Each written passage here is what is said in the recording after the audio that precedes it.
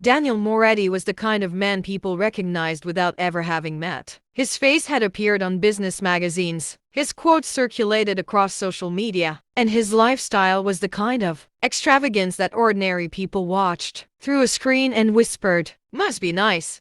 He owned 3 companies, 8 luxury cars he barely remembered buying, and a penthouse so large it echoed even when he wasn't alone. To the world, he was a self-made millionaire. To himself, he was invincible. On a warm Friday morning, Daniel stepped out of his chauffeur-driven car in front of a small branch of the National Bank. He had accounts in far more exclusive institutions, private banks that dealt only with the elite. But this old account at the National Bank was one he'd kept since childhood. His father had opened it for him when he was 12. For years, he left it untouched, a sentimental relic of the past. Today he was only here because his accountant had suggested closing it. "Sir, you have virtually nothing in that account. Might as well clear it out," the accountant had said. Daniel laughed then, and he was still laughing when he walked into the bank. "Sir, do you need assistance?" the young teller asked politely. Daniel waved his hand dismissively. "Just want to check my balance. Haven't used this account in years." He said it with a proud grin,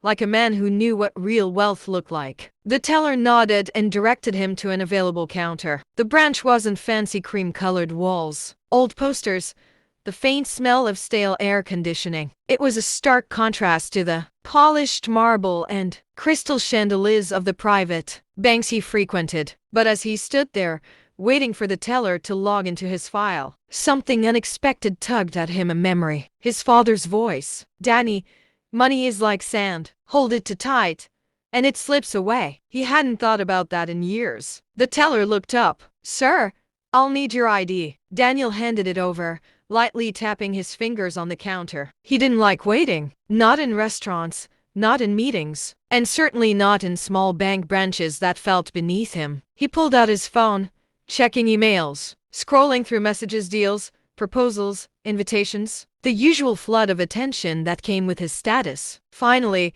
the teller cleared his throat softly. "All right, sir. The account is active. Would you like to see the balance?" Daniel smirked. "Sure. Let's see how much 12-year-old me left behind."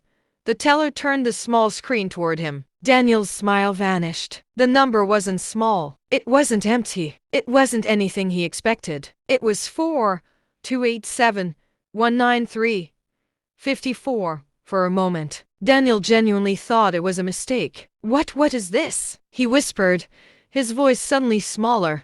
The teller blinked, confused. "Your balance, sir. That's impossible. This account had maybe, I don't know, a few $100s when I was a kid. I haven't touched it in decades." "Yes, sir," the teller said patiently, "but there have been consistent deposits every single month for the past 18 years. Daniel's eyebrows shot up. "Deposits? From who?" "They're all from the same sender," the teller said. "A Mr. Samuel Moretti." Daniel felt a punch of cold air hit his chest so hard it nearly knocked the breath out of him. His father. But that couldn't be possible. His father had died 13 years ago. He swallowed hard. Images of his father flashed in his mind, his wrinkled hands, the way he laughed when Daniel rolled his teenage eyes, the way he'd work long hours at the garage fixing cars just to put food on the table. His father never had more than a modest living. He certainly never had millions. "Can you show me the transaction history?" Daniel managed to ask. The teller printed a sheet and slid it across the counter. Daniel stared at the long list of monthly deposits. Each one was exactly $20,000, month after month, year after year, even for years when Daniel hadn't spoken to his father because he was too busy chasing success. Even when he'd bought his first luxury car and boasted that he had outgrown the old neighborhood, the deposits kept coming. How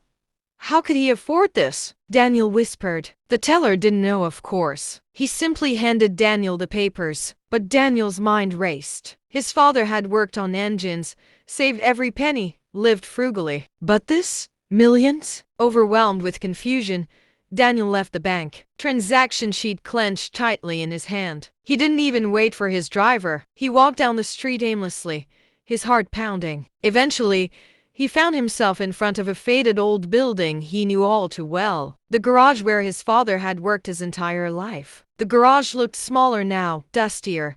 The sign was peeling, but the memories hit him the moment he stepped inside. "Danny boy, grab me that wrench, will ya?" "Son, I know college seems expensive, but I'll figure something out. Money comes and goes, but family, that's what you hold on to." Daniel rubbed his forehead, fighting back the sting in his eyes. The old manager, Mr. Jacobs, recognized him instantly. "Well, I'll be damned. Daniel Moretti, haven't seen you since your father's funeral." Daniel nodded stiffly. "I need to ask you something. About my father." Jacobs smiled. "What about him? Did he have money? Secret money? Did he invest in something I didn't know about?" Jacobs laughed a deep, genuine laugh. "Money?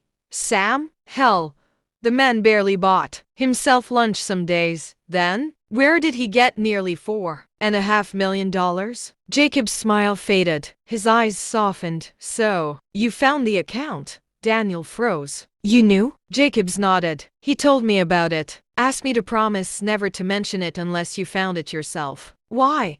Daniel whispered. "Because he wanted you to learn the value of money before you received it. He said if he gave it to you while he was alive, you'd waste it. He wanted you to build your own life first." Daniel felt his throat tighten. "But how did he save so much? He wasn't rich." Jacob sighed. "No, but your mother was." Daniel blinked. "Mom, she died when I was 8. "Yes, and she had a life insurance policy. A big one. Sam never told you he knew you'd refuse to take it. He wanted to make sure her sacrifice didn't go to waste. So he invested every penny.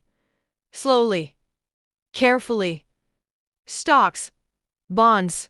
Some real estate. He studied every night. Quietly became an expert. Turned her $120,000 into millions." Daniel staggered back a step. His mother, his father, all this time. Jacobs continued. "Every month, he added $20,000 from the garage income, never changing his lifestyle. He lived modestly so you could one day live safely." Daniel suddenly felt like the most foolish man alive. He had built an empire, yes, but he had forgotten the people who laid the foundation. That money wasn't just savings, Jacob said quietly. It was love. 18 years of love. Daniel's vision blurred as hot tears rolled down his face, tears he hadn't allowed himself to shed since he was a child. He sat down on an old metal chair his father used to rest on during lunch breaks, and for the first time in a long time, he felt small, human, vulnerable. The next few hours passed in a haze. He walked through the garage, touching the tools his father had used, seeing the old lunchbox still stored on the shelf. Every corner held a piece of the man he had taken for granted. By the time he left,